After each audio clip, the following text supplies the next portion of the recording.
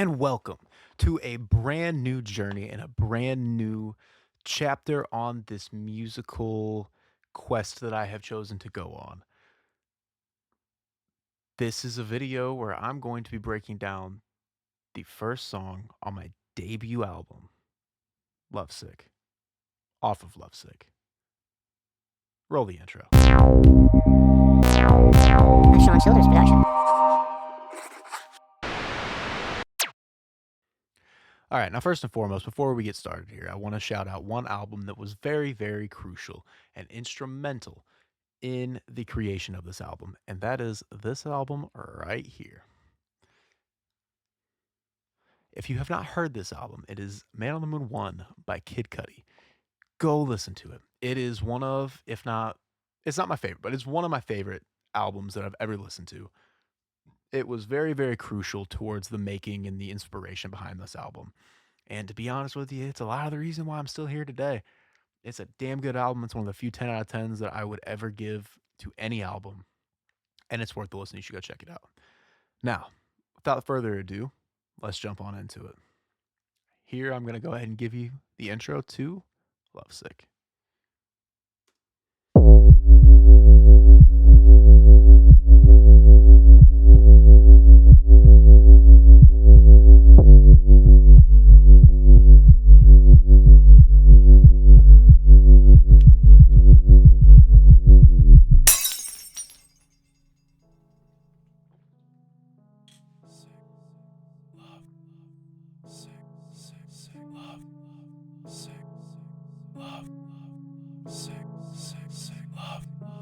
Am I lovesick?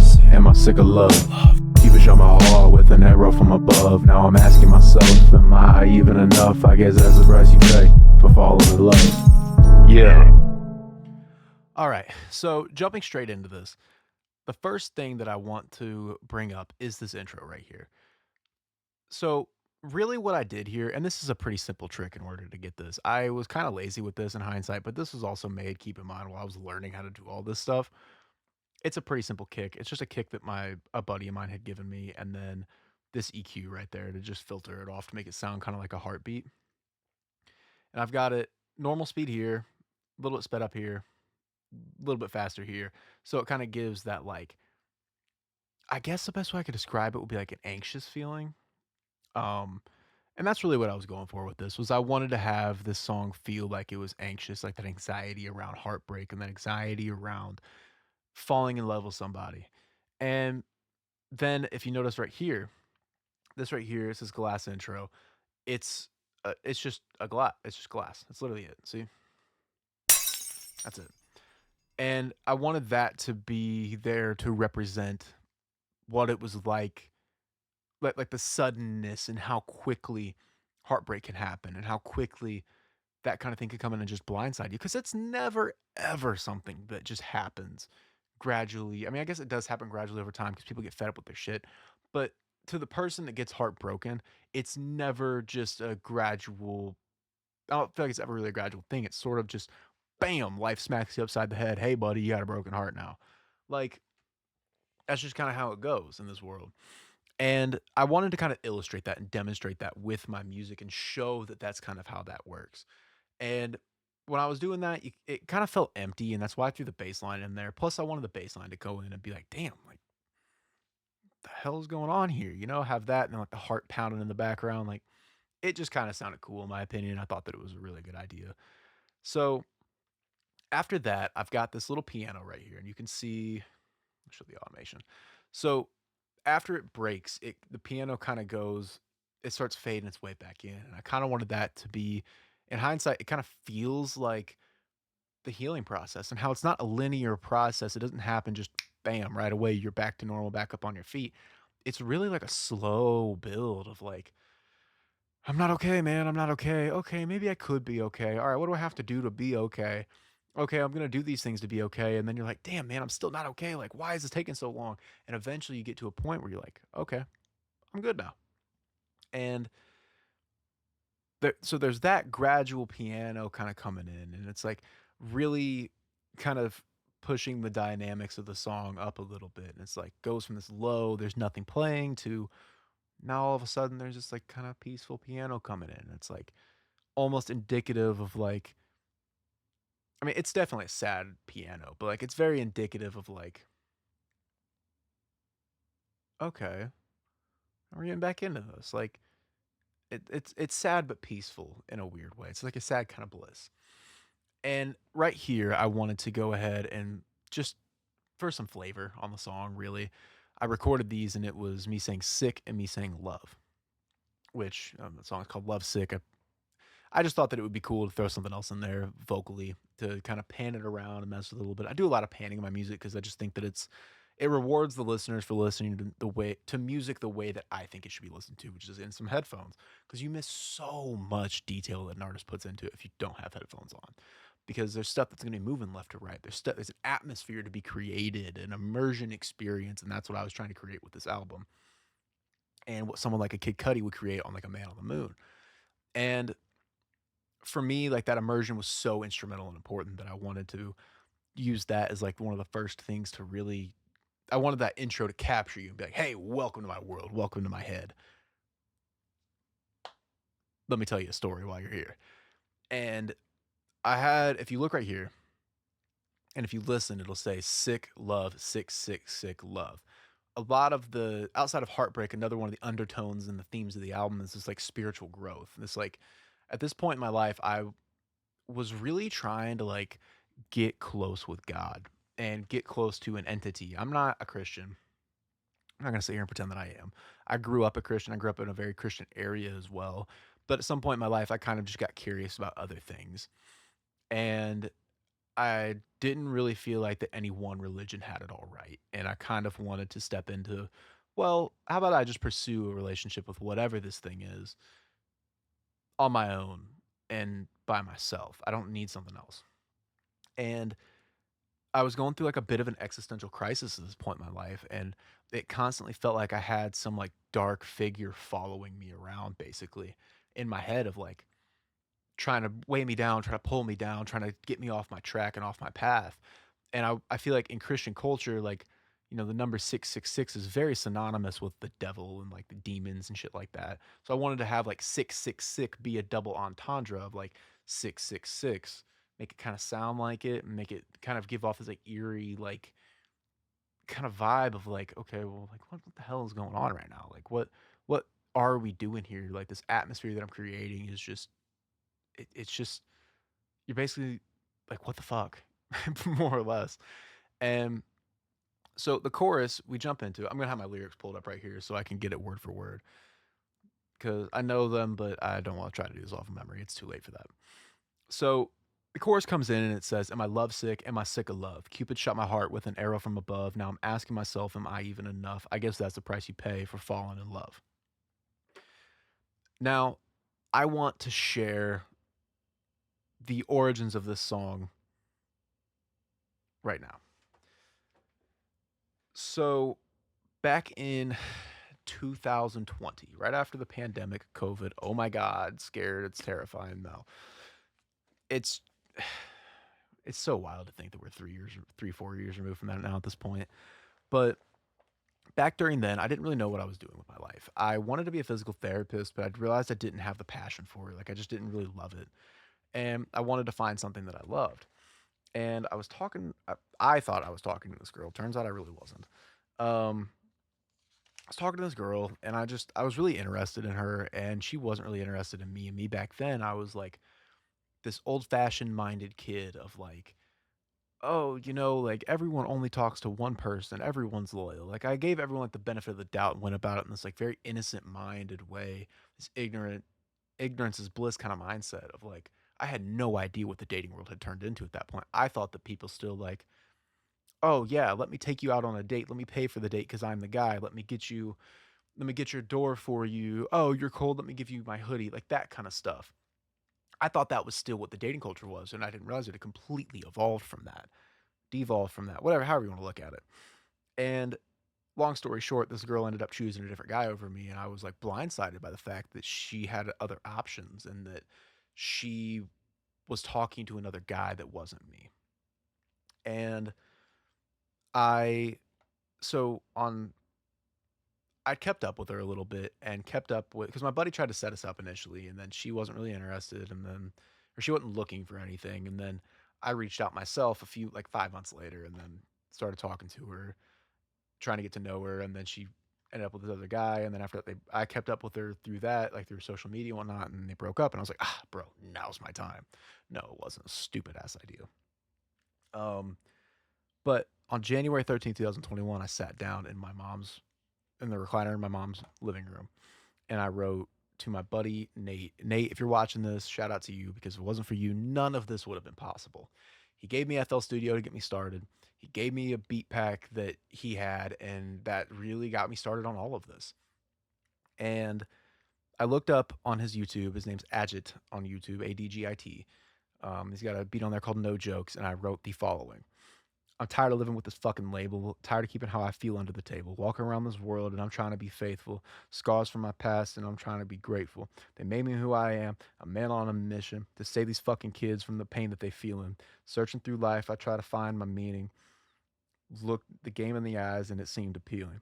But saved so many times by the industry, laying in my room haunted by these dreams, scary when your mind's your biggest enemy, depression's a bitch and all I want to do is scream. Now, I know those are dark and whatnot, but fast forward a couple of months from January to February. Let's see if I can pull it up real quick. So this girl that I was into, I'm not going to give her name out because I don't feel like that's right, but she was really big into pop punk music. And I was like, oh, not really my thing, but I'll give it a shot. And I actually grew to kind of like a little bit of it. And I got really big into MGK. This was around the time that Tickets to My Downfall was getting popular, or like really popular. And on February 9th, 2021, I sat down and I was writing a song and it was very rock influenced. And I was kind of going to give it that like MGK kind of vibe. And it was Lovesick. And it's got me wondering. It was just writing the chorus, but it's got me wondering. And I was like, am I lovesick or am I sick of love? Is it worth it or have I had enough? It's time I take control of my life again. So I hope you understand. Don't mind my singing. It's a little rough when it's raw. But that was how all this started. Was I sat there and I wrote that and I was like, that's the first thing that I've written that I actually really like. And lo and behold, it spawned to this whole album. This whole album started with that song because that song really was it's what I liked. And I was like, oh, okay, I can build, like, I've got something. I can build something off of this now. And I realized at this point in time, I was just more into rap music. And I kind of wanted to stay true to that and what music I was listening to at this point in my life. And that's where the rap music came into play. And that's why I started rapping the verse instead of singing the verse. And that's why it's a rap song and not a pop punk song. And so, real quick, I'm going to go ahead and jump into this because the vocals aren't too crazy. It's literally just 2 takes, chorus left, chorus right, and then I've got a noise reduction. All the noise reduction is going to do is basically if you have a lot of room noise and you're a home studio producer, it'll filter out that room noise if you set it up. The parameters are pretty easy. You literally just open it up, you hit turn off adaptive mode, hit learn, and then it'll literally sit there. You let it play for like 10 seconds and it'll learn it for you. I set it here to music, set it up here to surgical. That way it's a little bit more precise, and then you can filter out the rest of your threshold, dB. You're pretty much just telling it how much it's going to do it. Then there's this declick. I'm not going to go on this because it's too much. Basically, all that it's doing is anytime you hear a pop or like a click in your music, or like a pop for whatever, it'll filter it out pretty much. This EQ, I don't know why. In hindsight, like looking back at this with where I'm at now, I would never do a lot of this stuff because I see why you wouldn't. This was the right thought, the EQ before the compressor, because you want this EQ to go before the compressor, because what the EQ is going to do is filter out stuff that you don't want included in the compression. And what the compressor is doing is, if there's a signal like this and there's a signal like this, it's going to bring those closer together so they sound comparably loud to each other. If you filter out stuff on the EQ, there's going to be background noise of like, or whatever, that would get included in the compression. You don't want that. So you would filter that out. I just didn't do it. Don't know why I didn't. I just didn't. So that's the chorus. That's what those look like. And then over all the vocals, I have a de-esser. Basically, what a de-esser is doing is whenever you have a sharp tss or t or like any sound that's like that, it's going to fix that. It's going to make that not as bad. If you do it too much, it'll sound like you're Mike Tyson, and you don't want that. You want to sound like you, not Mike Tyson or Michael Strahan. So EQ8, I just threw on there because I wanted to duck the very, very highs because at this point I was getting a lot of room noise and I wanted to kind of kill it. And I also, it acted in a way as a de-esser as well because a lot of the de-essing range is going to come in up here. And then right here I have a limiter. Basically what that's doing is just making it not clip. And if it clips, then it's going to distort and you don't want that. So I went ahead and did all of that. And then I built the entire song around the lyrics. Now, I did all the editing when I learned how to mix. That's a different story. But I built the entire song around the lyrics. Like there's a drum beat right here. It's literally just that same heartbeat from earlier. Boom, boom, boom, boom. And then this one right here, it's a snare. Nothing too crazy. It's literally just that going back and forth every looks like half step or half beat. And then on the downbeat, I've got a heavier or just a kick pretty much. And the melody is just a pretty simple piano melody. I mean, I want to say it's A minor. I'm not 100% sure. Because that C sharp, and I don't know why, that's kind of throwing me off. I don't know why I would have made that sharp in A minor because A minor's only got, it's all white keys. But yeah, that's pretty much what I did with the melody. It's just raised it up a little bit so it had some prevalence, ducked it right here so that it could chill underneath the vocal pretty much. That way the vocal could pop a little bit better in the mixing. Raised it right there. That way it could kind of make its way through just a little bit. You can still kind of hear it. Put a limiter on it, called it good. And then drums, pretty much same thing. I just mastering, make it loud. It was lazy, not gonna lie. Utility gain, turned it up a little bit more so you could actually hear it. Limiter, that way it doesn't clip. Called it good. So with that being said, I'm gonna go ahead and jump in now to the first verse. The first verse is kind of where I get started on the storytelling. So I'm gonna go ahead and play it for you and then I'll break it down. Yeah, she broke my heart. Here's the story. I'll tell it all from the start. It all started so innocent, man. Who would have thought that this innocence would lead to pain? And I guess I've gotten used to feeling this way. Just the roads in my journey, I guess you could say. I made a right turn when I should've went straight. Broken down and insecure when you got in my way. Went down a couple roads, begging you to stay. All alone on my own, questions bleeding while I pray to God, asking him to take away this pain. And after all of this, how could I ever be the same? Am I All right. So in that verse, if you notice, whenever if you were listening to this with headphones on, you would be able to hear it a lot better. But I've got my vocal panning one way and then a deeper vocal panning the other way. Basically, all that I did in order to do that, one of them is set to 0 right here, the other one is set to -5, and it's this right here, this pitch shift in semitones. 5 semitones is going to give you a darker, like it's -5, so it's gonna give you a darker feel to it, and that's pretty much what I wanted to do. Was like I told you earlier about like the 666 versus 666. I wanted it to sound like there was something kind of dark hanging around with me a little bit, and I think that sound works really well for me as well. And then I've got just a normal vocal right here where there's no semitones, and it's just my actual voice. Now on this, they're both the same as far as this goes. Same declick, same room noise. EQ right here, I ducked it here so that the piano and the bass could sit through. Raised it here so that it would come through, be a little bit more prevalent in the song. Dropped a compressor on it, put another EQ on there after the compressor, fed it through the rest of the vocals, de-esser, EQ8, all that, called it good. Lyrically, let's see. So I start off with, yeah, she broke my heart. Here's the story. I'll tell it all from the start. It all started so innocent, man. Who would have thought that this innocence would lead to pain? And I guess I've gotten used to feeling this way. I'll get into that last part in a second. But to start it off, I pretty much just cut straight to the chase. And I'm like, yeah, she broke my heart. And I'm going to tell you the story about it. I wrote that in my garage at my house. And I actually remember it very vividly because I got a little faded off the leaf and then sat there and was like, all right, I'm going to sit here and write a song. That's exactly what I did. And I just wanted to tell the story, really. And I wanted people to use it for inspiration if they were going through a similar issue. And so I started off with, here's a story I tell it off from the start. It all started as an innocent man. Who would have thought? I told you earlier about like my innocence and like how, as like growing up, I was raised on this very old fashioned belief of like, how guys treat girls. It was completely mind boggling to me that people would really go out there and not be about that and not want that. And for lack of a better term, it fucked my head. And it really it broke my heart. It changed me, as it fundamentally changed me as a person, as a byproduct of going through that. I'm very grateful for that, by the way. If I don't want anyone to get the idea that like she's a bad person or she's a bitch or anything. She's not. She wanted what she wanted. I wanted what I wanted. It didn't line up. I'm not mad about it. I don't ever at any point in this album try to convey that. It was just two people who wanted different things at the end of the day.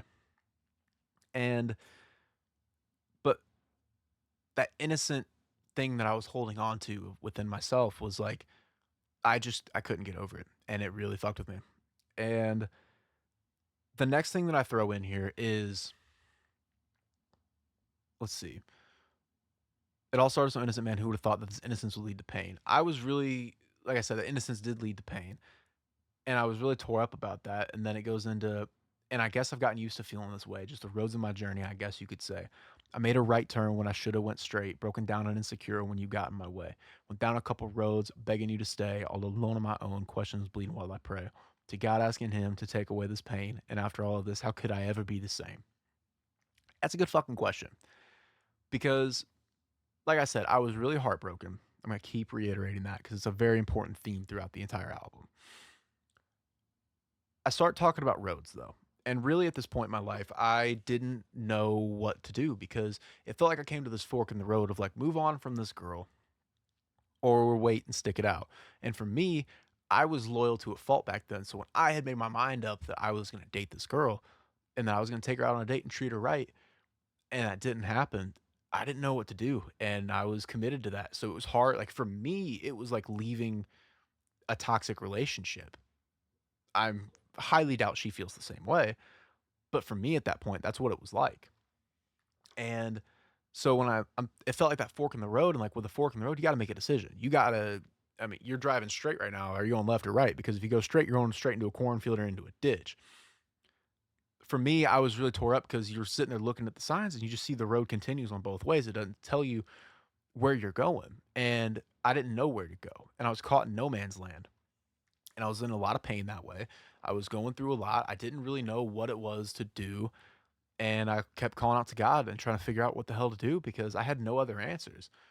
And funny enough, like I feel like the roads kind of would have landed in the same spot eventually with of me getting over this girl, but it had to break me down first and really change me. And that's why I said like, and after all of this, how could I ever be the same? Because I feel like I kind of took a detour in my life more or less where like it had to bring me down to rock bottom for me to be able to build myself back up.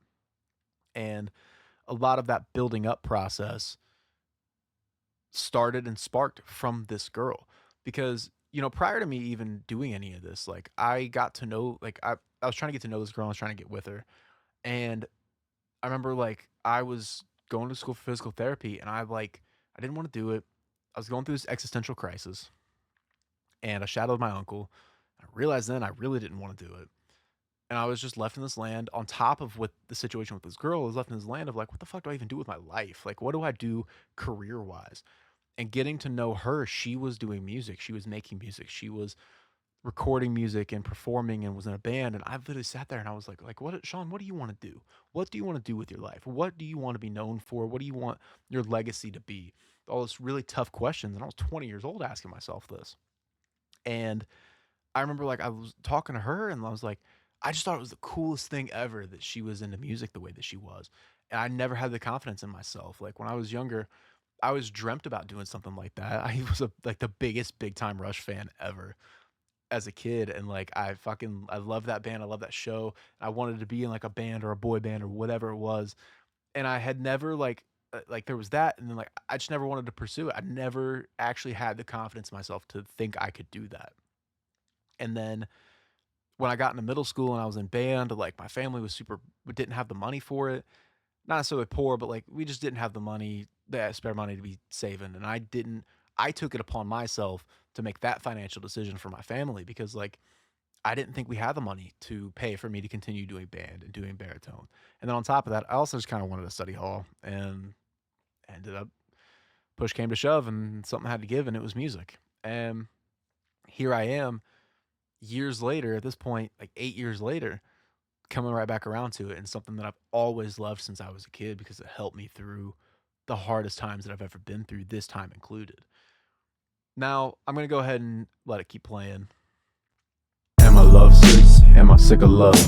Keep it shot my heart with an arrow from above. Now I'm asking myself, am I even enough? I guess that's the price you pay for falling in love. To think. So, I know I said I was going to get into this earlier, but I completely forgot about it. The chorus. Am I lovesick? Am I sick of love? Cupid shot my heart with an arrow from above. Now I'm asking myself, am I even enough? I guess that's the price you pay for falling in love. That right there, it's funny in hindsight because I have since been diagnosed with borderline personality disorder. That is borderline personality disorder in a nutshell. Am I lovesick or am I sick of love? Because on one hand, lovesick is like homesickness, where it's like you want this love and you want to be loved so fucking bad. But at the same time, that want for it puts you in a position where you settle or you take less or you end up getting hurt. And it makes you feel like, am I sick of love? Am I sick of this shit? I'm tired of getting hurt like that. I'm tired of that feeling controlling my life the way that it does because I'm constantly in this purgatory state in between the two of, am I lovesick or am I sick of love? And then Cupid shot my heart with an arrow from above is basically like, okay, Cupid, the baby with the arrows of love and whatnot. Pretty much it's just like, okay, I fell in love with somebody or the idea of somebody in this case.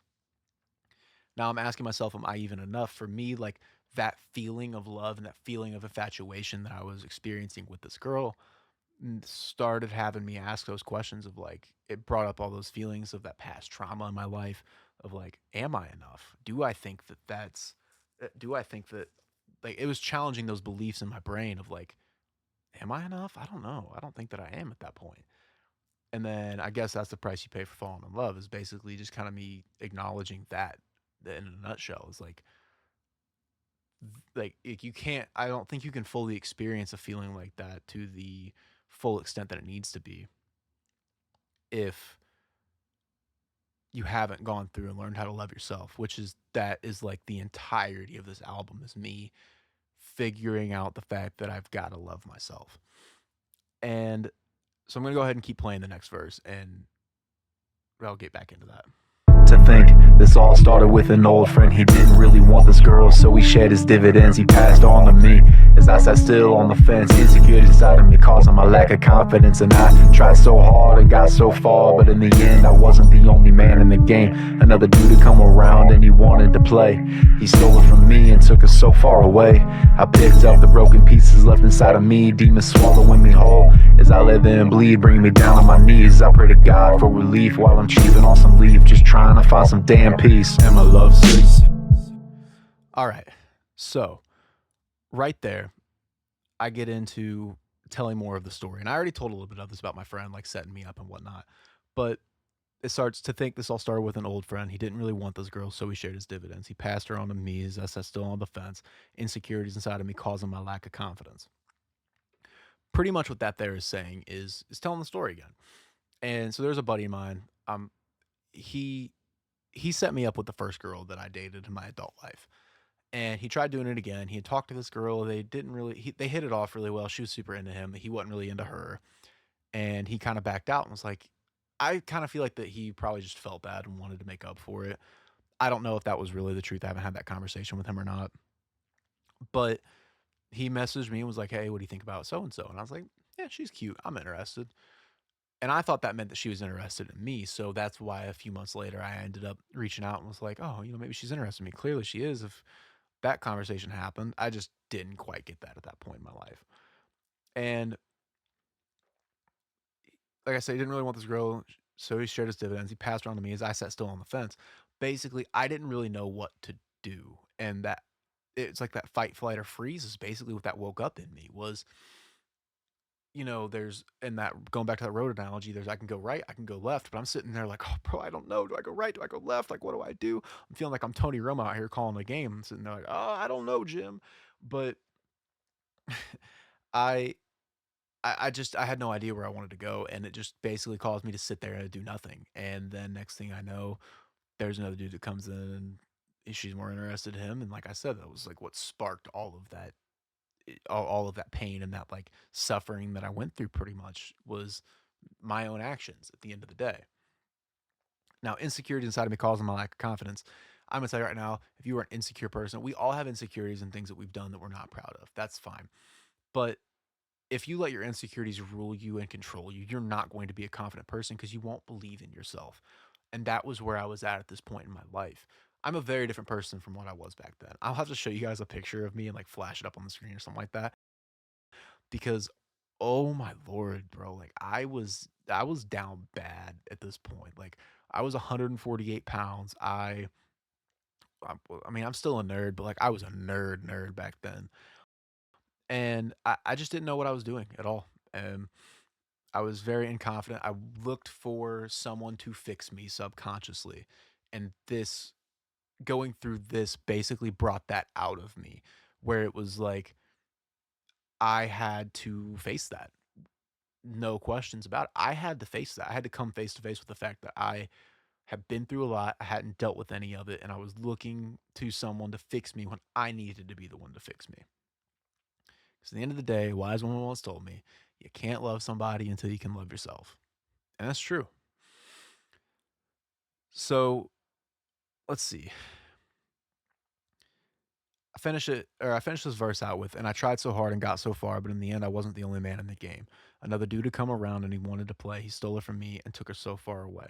I picked up the broken pieces left inside of me, demons swallowing me whole as I lay there and bleed, bringing me down on my knees. I pray to God for relief while I'm chiefing on some leaf, just trying to find some damn peace.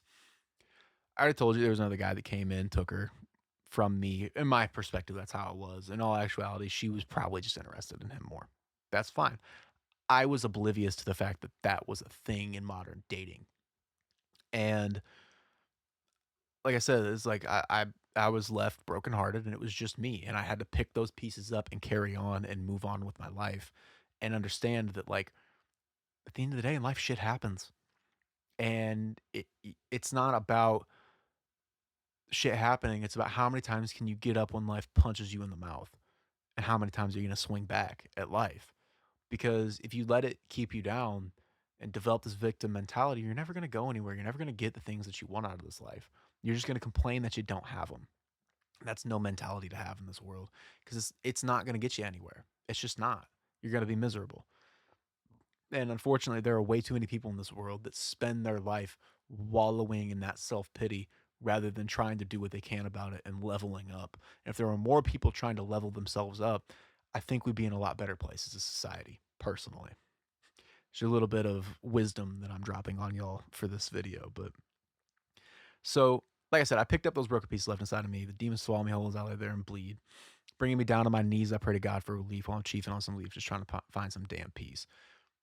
I was a massive stoner at this point. I was the epitome of the lonely stoner free in his mind at night. I would literally get on the roof of my garage. It didn't matter if it was the middle of December. It didn't matter if it was the middle of the summer. I would look up at the constellations and I would just smoke, get high, listen to my music with my noise canceling headphones on, and just free my mind. And it was so peaceful for me to do. I connected with God that way. I would literally reach out and be like, hey, man, like, what do you want me to do? Where am I going next? What do you want from me? Like I would ask all those tough questions out there. And that's where I would be like bring me down to my knees. I pray to God for relief. Like I literally would cry out all the time and be like I would be in tears and be like, God, like fucking help me, man. Like, I don't know what to do. Please help me. Like, and I was really just desperate to find peace, to find that love within myself, to give myself the permission to let myself just be freed mentally. And I got there at one point, and this was really the catalyst for all of that was this album. So I'm gonna go ahead and skip the chorus because you've already heard it. I'm gonna jump straight into verse 3 now. And you know, as I drive further on down this road, I see in the rear view how much further back I gotta go to get myself out of this motherfucking hole and finally get a chance to go and free my damn soul. After I asked myself which way it was I didn't go, what was it that he had, causing me to sit and think of what it is I lack, stabbing myself in the back, and that trust that I lack, something I'm still getting back. And it's all because I wanted to get her back. But how do you get back something that you ain't never even had? Damn. Am I lovesick? Am I sick of love? Keep it shut my heart with an arrow from above. Now I'm asking myself, am I even enough? I guess that's the price you pay for falling in love.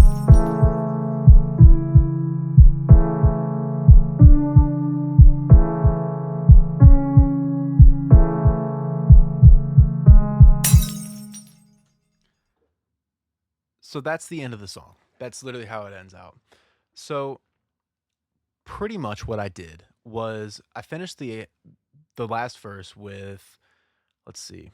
And you know, as I drive further on down this road, I see in the rear view how much further back I gotta go to get myself out of this motherfucking hole and finally get a chance to go and free my damn soul. So back to this road analogy once again, and like this driving analogy. I pretty much hit this point where I was like, I realized, like I said, all of that feeling of like all those complex feelings had come up, and I realized that I was like, those feelings I felt like were kind of like tied to like that demon in me, and God was kind of like that thing that was letting me push past that and giving me that beacon of hope, that beacon of light to be able to confront those things and handle it. And so when I'm saying like I see in the rear view how much further back I gotta go, like that's an analogy to something my dad used to always tell me. My father figure dad.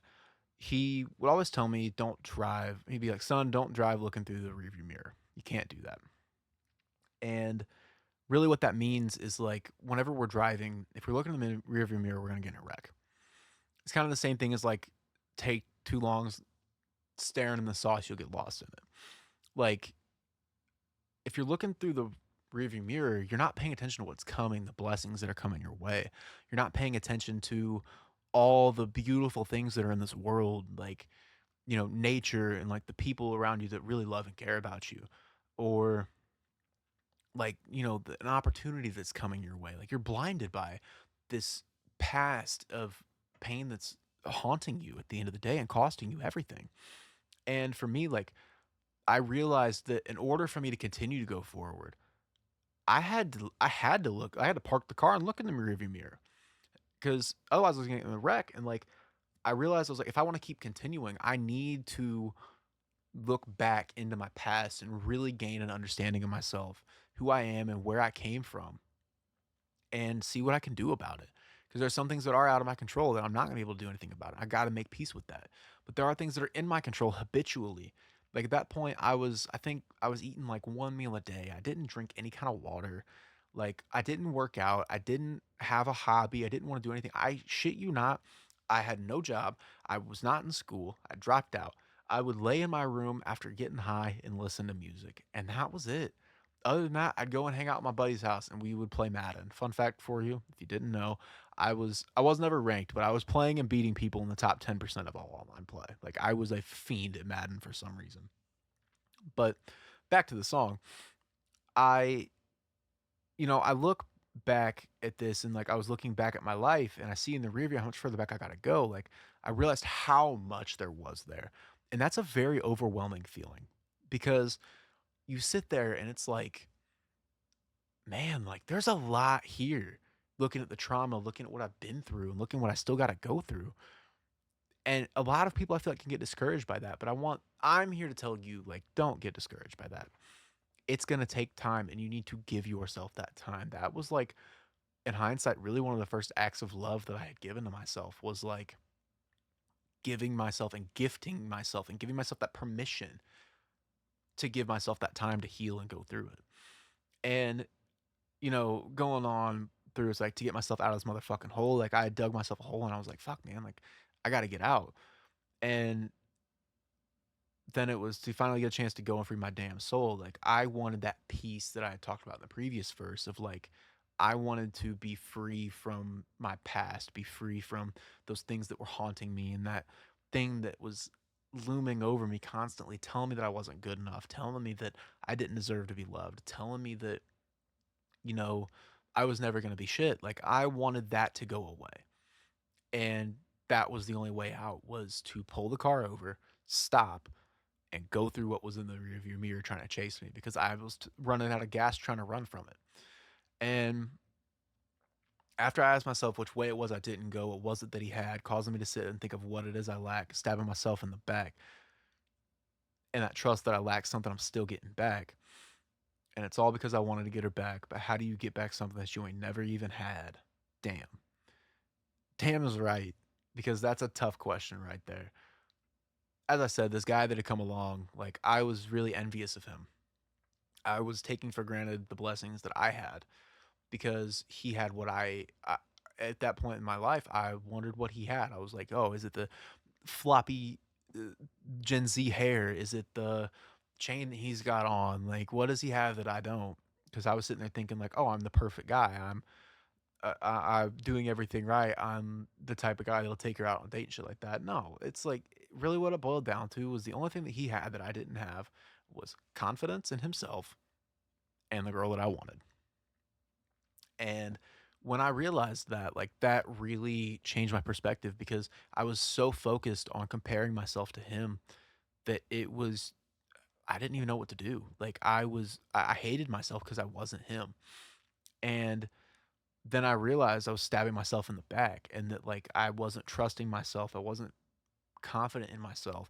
And those things that I lack are things that I'm trying to get back. But at the same time, like, the question I ended off with is, how do you get back something that you ain't never even had? I'm talking about a lot of things there. I'm talking about the girl that I never once had. She was never my girlfriend. She was never that interested in me like that. How do you get back someone that you never had in the first place? You don't. That love for myself, I wanted that so desperately. And that's even more so played into, like, am I lovesick or am I sick of love? Because, like, I wanted that love that I had never had in my life for myself. How you get that back if you've never had it? Like, I feel like a lot of advice is like, okay, go back to a time when you were like this. I had never had that time. So what do you do when that, like, you're going back to get something that it was never really there? And that trust that I lack, that trust in myself, that confidence in myself, all of those things combined were things that I've never really had, and I was trying to get. But like I said, how do you get back something that you ain't never even had? And I ended with damn, because damn is right. That's a tough question. And that question is pretty much what the rest of the album tries to answer. And I think that is absolutely a beautiful thing, that when you really listen and put it in the full context of the entirety of the album, it it just all comes full circle. And I think that's awesome. So the song ends right here with that little, let me play it for you. That glass shattering. And pretty much what I was doing with that was like, bam, heartbreak. That's how the song ends. Snap, glass shatters, glass heart on the floor, just done in a million pieces. How am I going to pick this up? And I guess you'll have to stay tuned to find out, or just go listen to the album, one of the two. So, with all that being said, I hope that you enjoyed this video. I hope that this made a lot of sense. If you have any further questions, I would be happy to come back and touch up on this and give you more information on whatever it is that you want to know. Just leave me alone, or not leave me alone. Just leave me a comment down in the comments, or wherever you end up finding this at. Just leave me something, and just let me know. And I'm pretty open to doing whatever kind of content you're interested in seeing. Thank you for watching. And one last thing I want to leave you off with before I hop off of here is, at this point in my life, I was going through a lot, as you could tell. I was incredibly suicidal. And I'm not saying this as someone that just wants to say this, because I feel like anymore a lot of people just kind of throw this in. But realistically speaking, if you are going through something similar, please go out and get help. There are things out there. There are options out there. There are people out there that would rather sit and listen to you and your story than not have a story to sit and listen to. And that was something that I really struggled with for a very long time, honestly, up until recently. And I just want to let you guys know, and this is one big thing that I stand for, is that no matter what you go through, no matter what is happening in your life, there is always a silver lining. There's always some way through, some path through, even if you don't see it right now. And there's always going to be something that you look back on and you're like, damn, it had to be that way. And if it feels like the end of the world,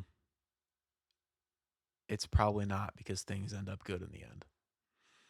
So with that being said, and that little nugget of wisdom, I'm going to leave you guys off of here. I'll go ahead and record another one of these at a different point in time for Heal. It's the second song on the album. So go ahead and drop a comment, subscribe, like, all that fun stuff. And I'll catch you guys in the next one.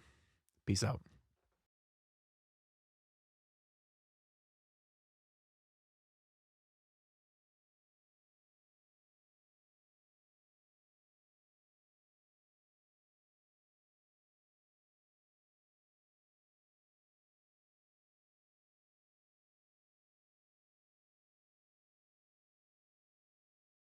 Am I lovesick? Am I sick of love? Keep it shot my heart with an arrow from above. Now I'm asking myself, am I even enough? I guess that's the price you pay for falling in love.